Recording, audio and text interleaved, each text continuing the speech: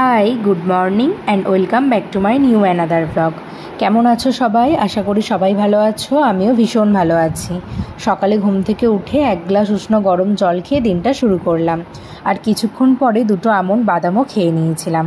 জানো তো, আমি আগে কখনোই নিজের শরীর নিয়ে এতটা চিন্তা করতাম না, তবে ইদানিং নিজের শরীর নিয়ে একটু বেশিই চিন্তায় আছি।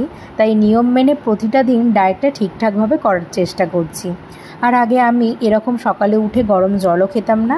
আসলে আমি বিয়ের আগে অনেক টিউশন করতাম, সকালে কিছু খাওয়ারও সময় হতো না, ঘুম থেকে উঠেই পড়াতে চলে যেতাম, তাই অভ্যাসটা ওরকমই হয়ে গিয়েছিল।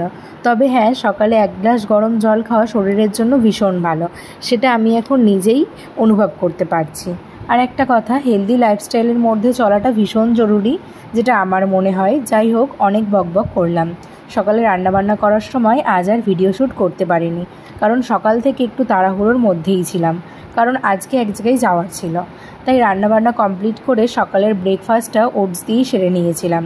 তারপর আমার কিছু জামা ছিল যেগুলো গোছানো ছিল না, ওগুলো গুছিয়ে রেখে চলে যাব এখন স্নানে যাওয়ার আগে ভাবলাম যে জামাগুলো গুছিয়েছিলাম ওগুলো আলমারিতে এখন সুন্দরভাবে ঢুকিয়ে রেখে দিই। আর কোনো জামা কাপড় গোছানোর পর আলমারিতে সুন্দরভাবে ঢুকিয়ে রেখে দিলে তবেই বেশি ভালো লাগে। যাই হোক, তারপর স্নানেও চলে গেছিলাম। আর ঝটপট কিন্তু স্নান করে এখন রেডিও হয়ে নিতে হবে, কারণ আমার নিজের কিছু জরুরি কাজের জন্য ব্যাংকে যাওয়ার ছিল, তোমাদেরকে আগেই বলেছি। আর ব্যাংকে গিয়ে একটা লম্বা লাইন হবে না, এটা তো কিছুতেই হতে পারে না। যতবারই ব্যাংকে যাই না কেন, বিয়ের আগেও যখনই গেছি তখনই লাইন, আর আজকে প্রথমবার কিছু কাজের জন্য গিয়েছিলাম, তো সেখানেও দেখি বিশাল বড় একটা লাইন।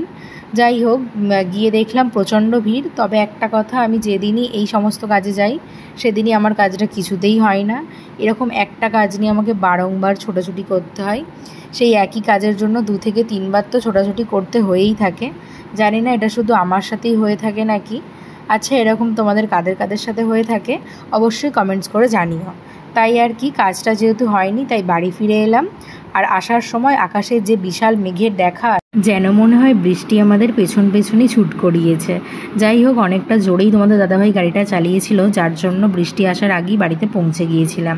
আর এসেই আমি খাওয়া দাওয়া করে নিলাম, আর তোমাদের দাদাভাই কিন্তু খাওয়া দাওয়া করেই গিয়েছিল, সেই জন্য আমি এসে একা একাই খাওয়া দাওয়াটা সেরে নিলাম। আর আজকে খাওয়া দাওয়া করেছিলাম সয়াবিনের তরকারি আর ডিম ভাজা আর কুমড়ো ভাতে দিয়ে। তো আজকের ব্লগটা কেমন লাগলো জানিও, ভালো লাগলে পেজটা অবশ্যই ফলো করে দিও। চলো, সবাইকে আজকের মতো টাটা।